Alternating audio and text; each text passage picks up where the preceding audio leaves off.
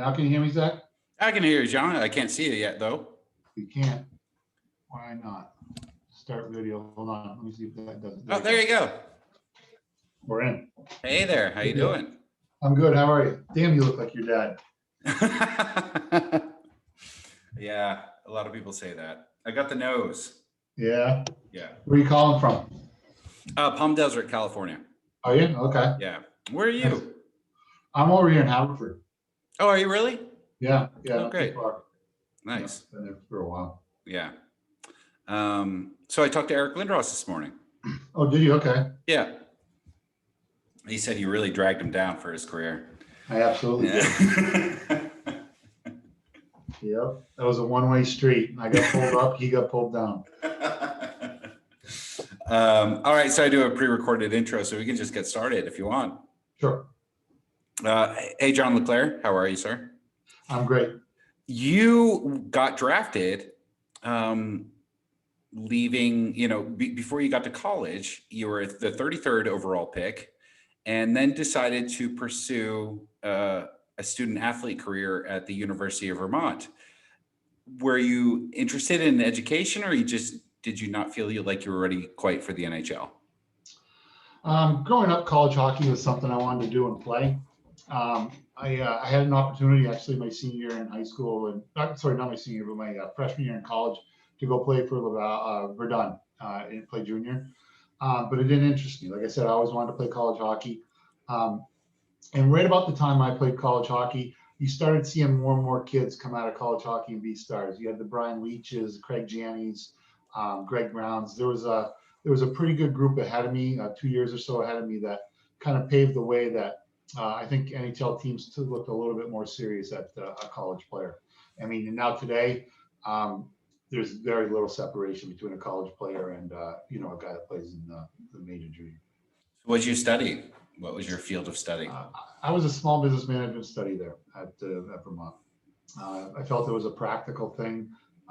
Like, you don't know how your career is going to turn out. I'm hoping at that point, you're just hoping I can sign a contract, maybe play a few years in the A, get some cash, and hopefully maybe start my own business or do something along those lines. Was it always the goal, though, to get to back to the NHL, or was the degree the important thing? Well, the degree, I mean, I wanted to go to school, and back then the mentality was you had to go to college if you wanted to, be successful forward. It was kind of the natural path that a lot of kids took. But the NHL dream was, coming from Vermont, there's not many people that make the NHL. The American push wasn't that big back then either. I mean, there wasn't a ton of Americans playing in the US, in the NHL. So it was a dream more than a reality. It wasn't something like I'm going to play in the NHL. I put my mind to it. It was one of those things that it turned out for me, and I was pretty happy it turned out. So when you tell the Canadians this, what's their reaction? Like, thank you for drafting me, but I'm not quite ready. They were good with it. They knew I was a college kid. I think even before that, I think on a lot of my interviews, I said I was going to go play, at the University of Vermont, and they all knew that. They were fine with that. They came to me my junior year in college, and they wanted me to sign and go play in the minors. I said no. I went back for my senior year, that was, they were more surprised with that than they were anything else. But the way I looked at it, I didn't play much my junior year. I actually had an ACL that year, and I only played 10 games. I rather do the rehab and do all that in an area or confine that I'm comfortable in being back at school. So I just talked to last week. I talked to Dave Poulin, and he played at Notre Dame, right, and had this great job offer from Procter and Gamble, where he was like, "That's just what I'm going to do now."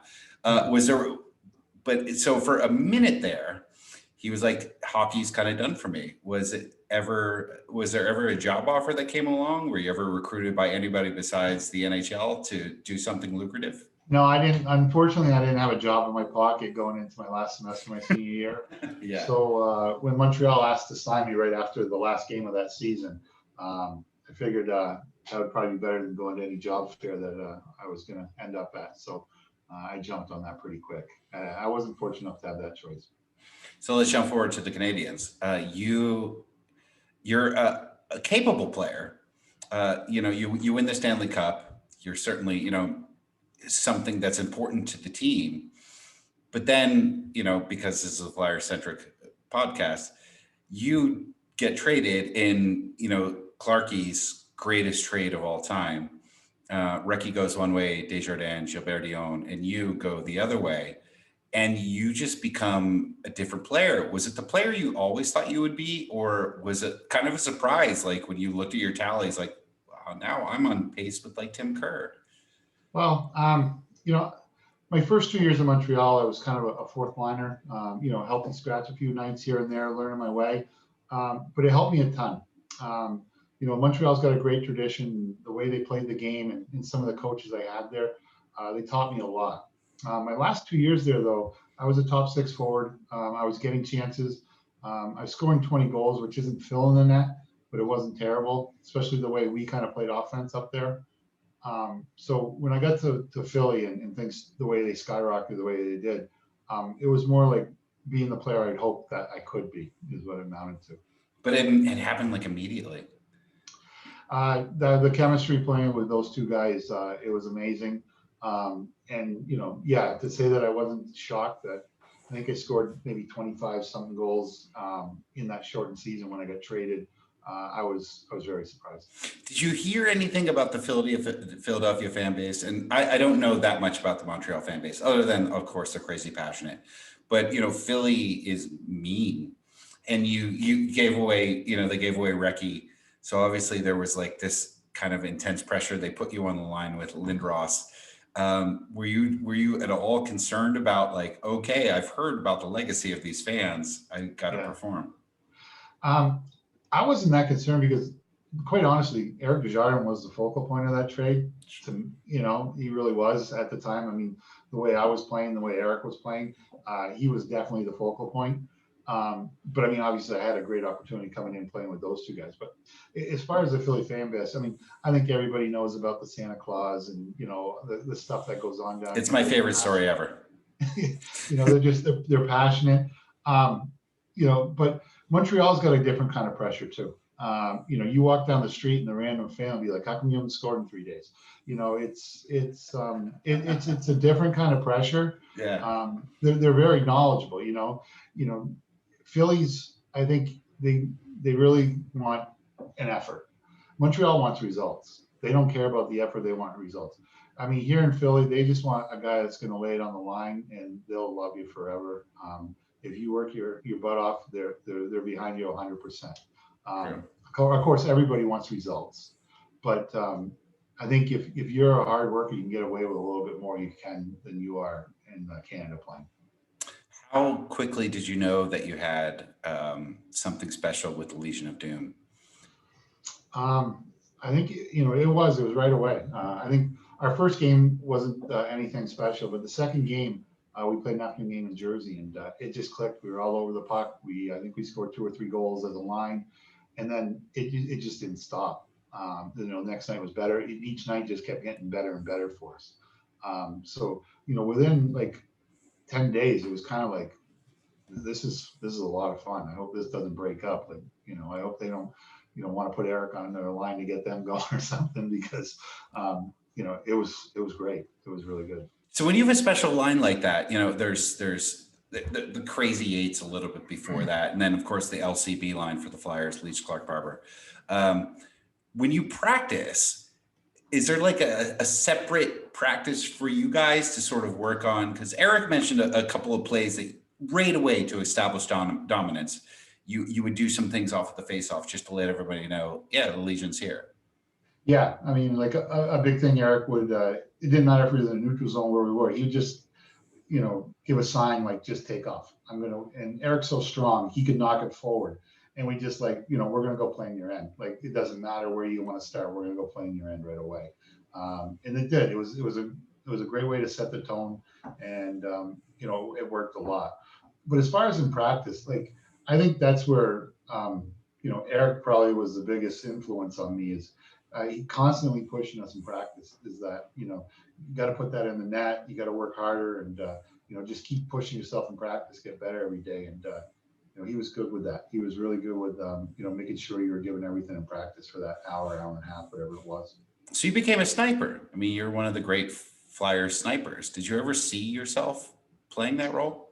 No, I didn't. I mean, when they talk about like power forwards and guys that, could go in there, forecheck and do that thing, cough up some pucks and you can get an odd empty net goal on a garbage goal or whatever. That's kind of how I envisioned it. I didn't think that, playing with Eric, I got a little bit more time, a little more space coming down. And I had a decent shot even back in Montreal, but being able to have a little bit more time and let that thing go a lot, I was able to get some more opportunities with it. So I'm constantly trying to win over people to become hockey fans. And right now we're in the midst of playoff hockey, which is the greatest playoff sport there is. And you scored 2 overtime goals. And I'm not going to ask the annoying question, how do you feel? Which is like people that make 10 times more than I do, they stick a mic and that's what they ask. But is it more like relief from the exhaustion you must be feeling at the time? Like, thank God it's over, than the exhilaration of actually putting the puck in the net? Well, I can absolutely tell you one time. I mean, that 5 overtime game in Pittsburgh when Keith Demo scored, I was the happiest guy in the world that someone finally put that thing in the net. I mean, everybody was, kind of just running on fumes. It really was. No, it's amazing. Like, people talk about second wins and third wins and stuff like that. You can gain energy from the excitement and the situation. And, that year we won the cup, we played 11 overtime games and, we had a lot of them, and guys, it was just, I think we thrived on it. And, guys got another gear when it came to that. And I think that's why we had that stretch of winning, those many in a row. But when the game is over, does it all just drain from you? It means you just want to sleep in the locker room? No, honestly, you're excited because to me, an overtime loss is crushing. You're a bad bounce, or, good bounce, whatever it is, away from, and every game in the playoffs is so important. You want to get to 16 wins, and you're that close, and to pass one up, to me, it was very deflating. So after an overtime win, I always felt exhilarated. Like, what we did to their psyche. It was great, and I couldn't wait for the next game to see if they're going to be able to bounce back or how they're going to react to it. How much importance do you think it was that you brought a cup or a cup experience to Philadelphia? Like, were there players that were curious about that, like what they thought it took, especially Eric and Michael? Yeah, I think that experience does help. I don't know if it's the be all end all. I think you can win with guys that nobody's won a cup, but I definitely think it helps when you have somebody that's been there, especially when you get to the finals. Everybody's a little bit more nervous for that first 2 games or whatever it's going to be. And when you're in a situation like that, if you've been there before, I think, it doesn't matter what you do. Any situation that you've been in before, it's always easier the second time around. And, I think it helps. I do. Do the ghosts of the bullies loom over you, especially with Clarkie kind of being around and Joe Watson being around? Is that something that you feel when you're currently wearing the Flyers logo? I think you understand the tradition. There's no question about it. Those 2 great Stanley Cup teams they had, and the tradition that they built. I mean, going back before them, the Flyers weren't very good. And, when they put that team together and then they won those 2 Stanley Cups, I think that's when the history and a lot of it really took off. And, Clarkie was good about that. But as far as understanding that and feeling that, you talked about the crowd everywhere. You can't get away from it. They still remember. It's part of the Philadelphia tradition. It's part of who they are. It's part of the organization. And especially with Mr. Schneider at the helm, there was always a piece of that in our club. And depending, some years we had more than others, but there was always a piece of that. We're not getting pushed around by anybody. You're the 9th Flyer that I've talked to, and I've talked to a few Flyer enemies who, obviously don't have the same reverence, but every Flyer that talks about Ed Snider refers to him as Mr. Snider. Oh, that's just how you knew him. That's how you addressed him. He was Mr. Snider. Yeah. I think that level of respect for the owner and one of the founders of the team is probably more unusual than most people realize. Yeah, I mean, you talk to guys around the league. There's some good ones out there. Like, I hear guys in Detroit, they do anything for Illich and things like that. There's good ones and bad ones. But, Mr. Schneider, one thing I will say is he always wanted to put a winner together.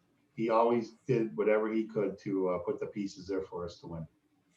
So if you had a moment that you would want posted first on YouTube, like someone searches John LeClair, Yeah. what would you want that moment to be?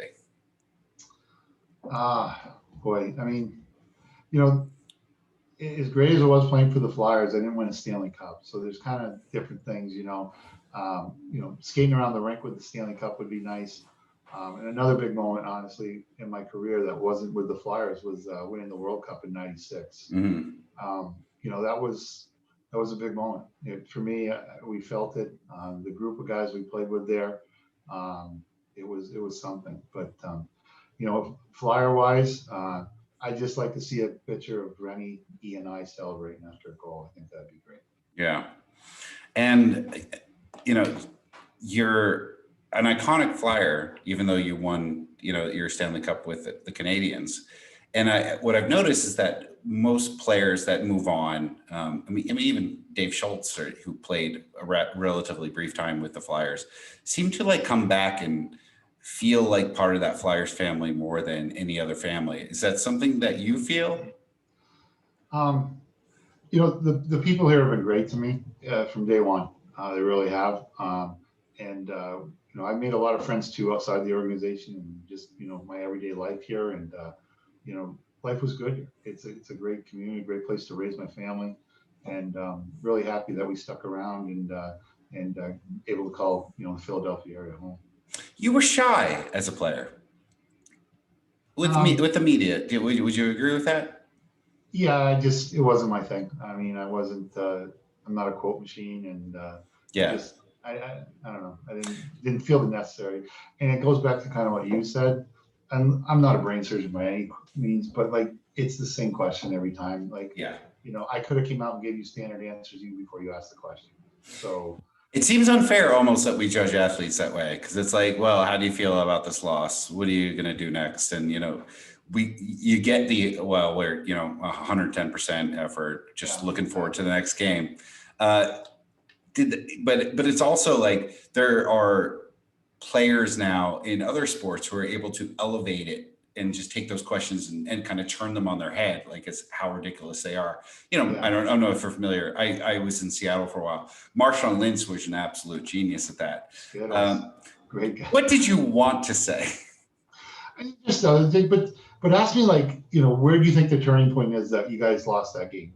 Things like that. Was there something that happened when they scored that third goal that you feel like the game was over, or that offsides call, did that change the tempo of the just certain things to know that you were watching and you're not just up there eating a hot dog and know that, I got to ask them, how does it feel that you lost this, your second game in a row or whatever it is at the time, that kind of stuff. Bad, probably. Probably felt bad. Yeah.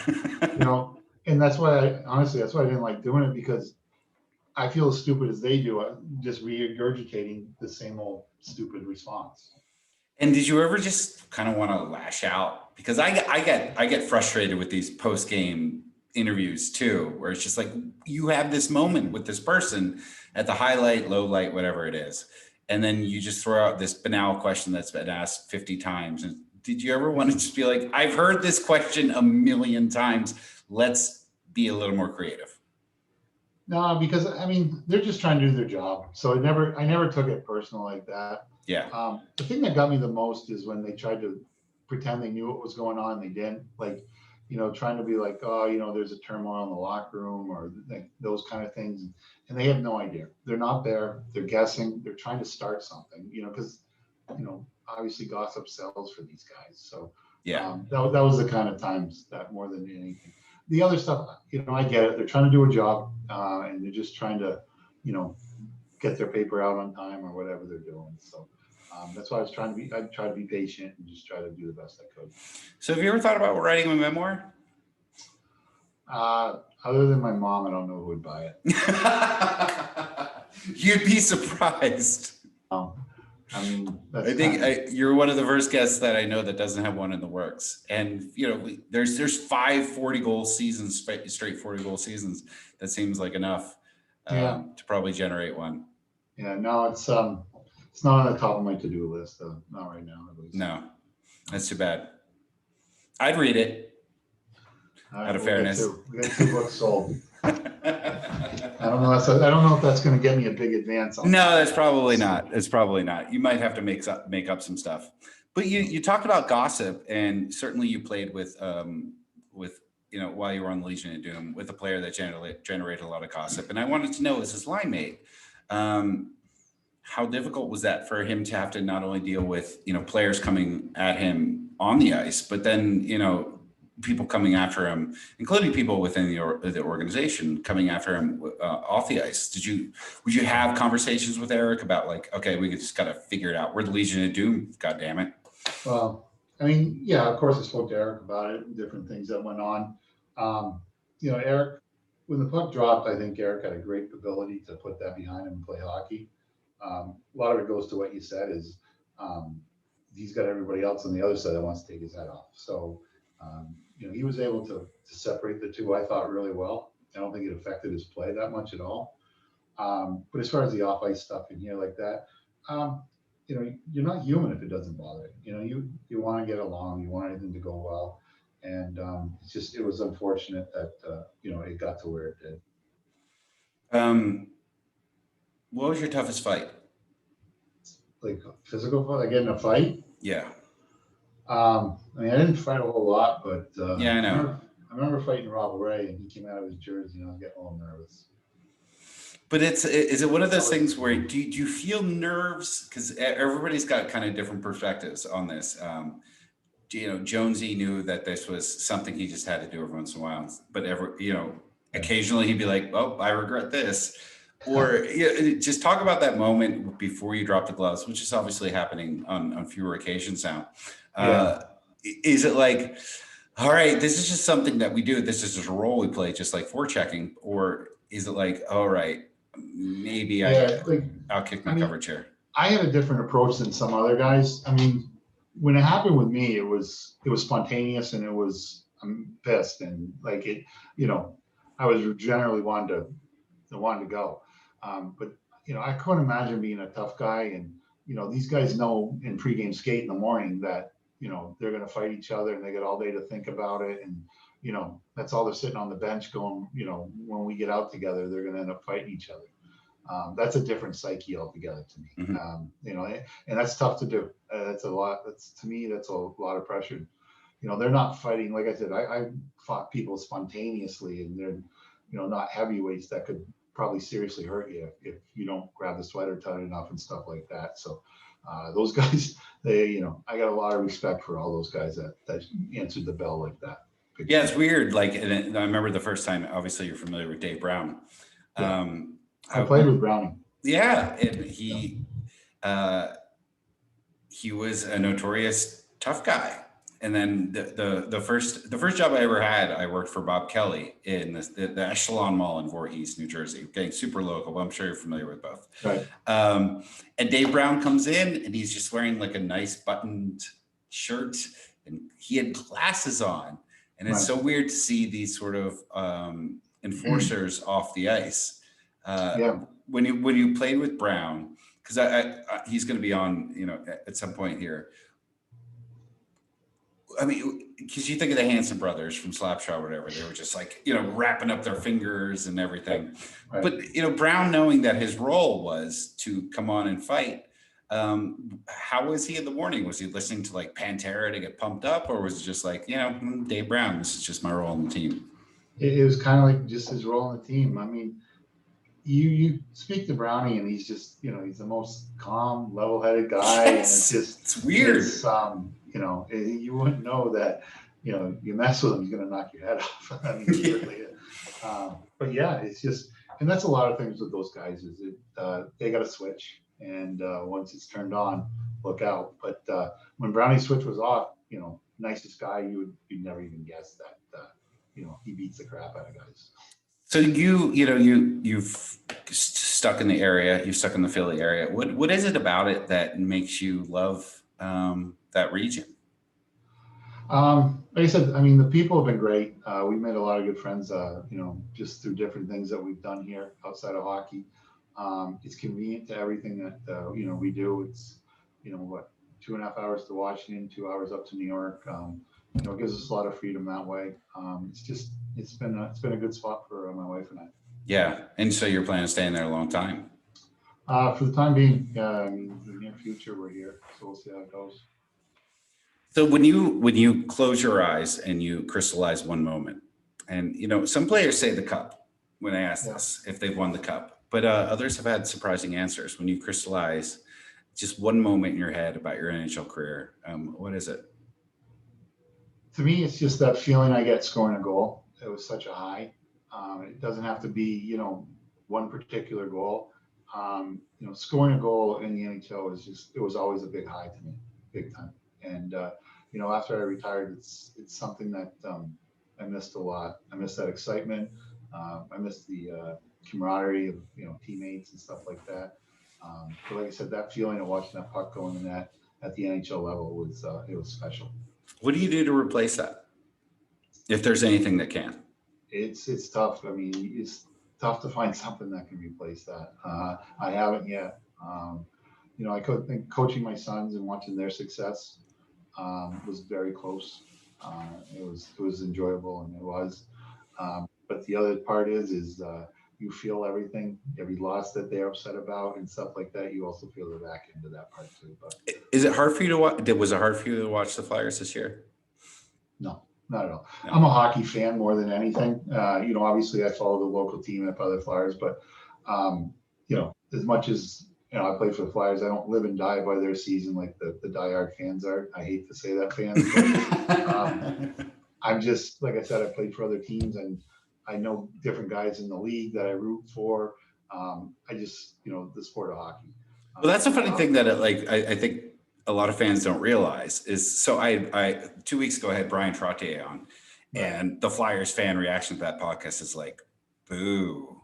Okay. And he's actually friends with my dad. It's right. Funny that the players or the fans hate the players on the opposing teams more than the players actually hate the players on the opposing teams. Yeah, absolutely. I mean, Trotch is one of the nicest guys you're ever met. So nice. Exactly. I mean, there's not another better human being out there than him. So it's, the hate's not there.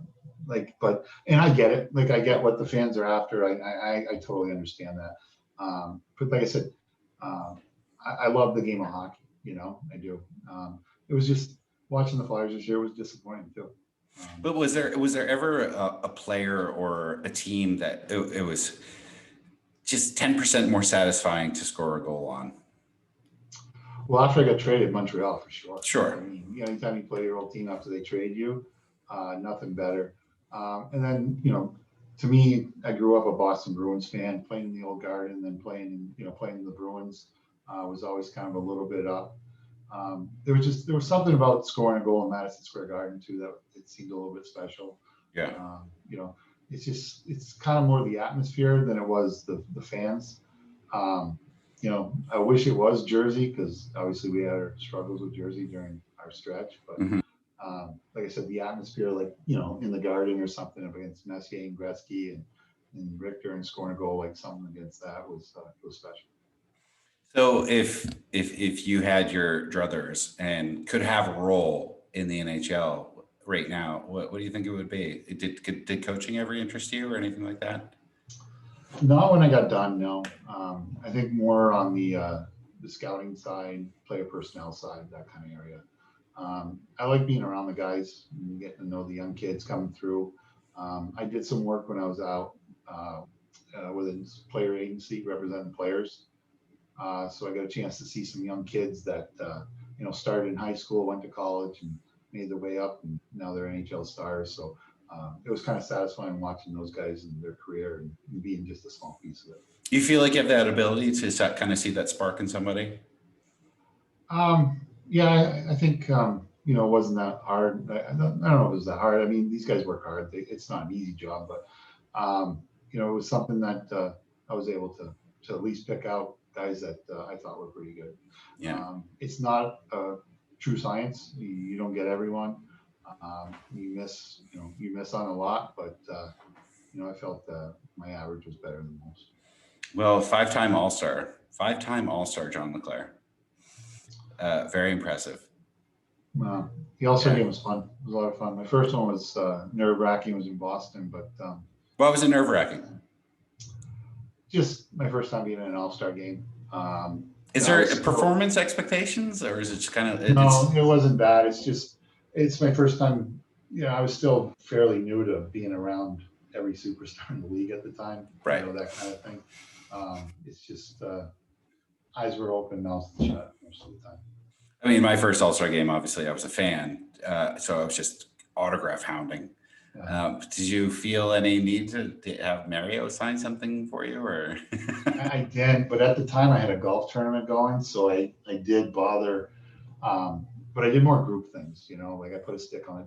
And you'll be surprised, more guys than not do that because everybody's got a charity or something they want to bring. And it is a good opportunity to like, hey, you know, let's put something on here and we'll save it for the summer and give it away.